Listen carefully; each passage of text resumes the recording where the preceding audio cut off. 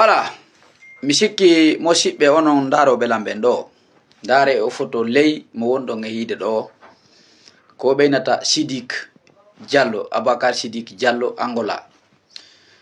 Photo ley jon ɗo ko miñam makko mo ɓeynata on Ibrahim Diallo Angola no fanɗi mo andamo ko kanko ɓeynata le kuntigi de l'Angola. Ibrahim Diallo le kuntigi général IB.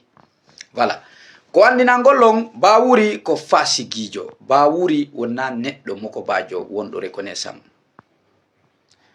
Kono waɗi silan wolde ɗum ɗo min mi yi SOS no landane o miñirawo makko o Siddikijo ɗo o mayino yo Allah hinno mo yaafo o yafoda mo yafaɓe.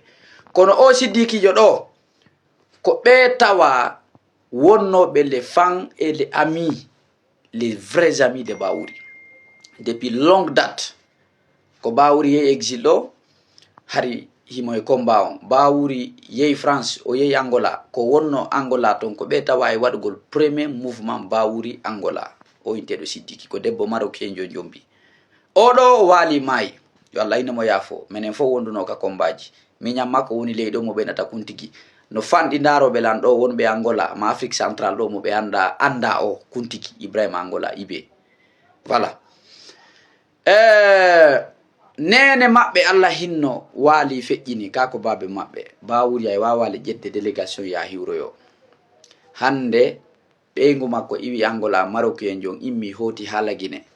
Bawuri hay himmali hay hammali hay darali hande balɗe no feƴƴi ɗo mi SOS no landane o miñirawo makko ɗo IB o. Bawuri ko premier ministre chef de gouvernement nene goto makko ƴiƴam makko o yanganike ma ha walike fure laatike mayi. Tu es incapable de dartanagol au moins ƴetta précaution fi ɓeygu makko e ɓiɓɓe ɓen e ɓe famille ɓe. Kono hande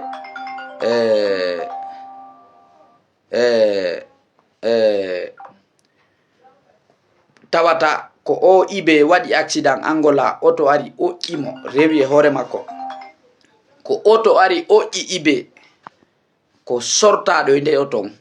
Si mi waɗi vidéo ji ɗin ɗo Facebook sispanday pasan on sa yi accident on c'était grave.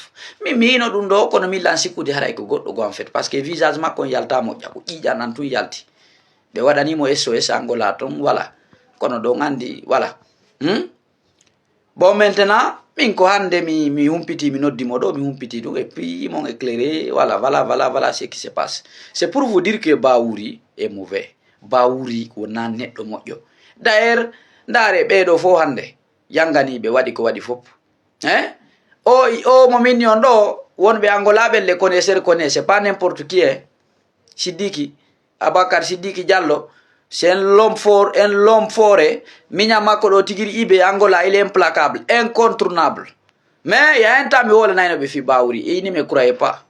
Je les ai dit dès le début parce que mi voilà no yari ton ka premier ministre ɗo tumi andi que non c'est un faux type, c'est un fanfaron. Bawuri c'est un lâche, il ne vaut rien en fait. Goɗɗo woni premier ministre amara militant ɓe ko UFDG mari tu es incapable militant ɓe maayi ɓawo ma sacrifie yeeyi wonkiji mum tu es incapable de les c'est moche wallahi.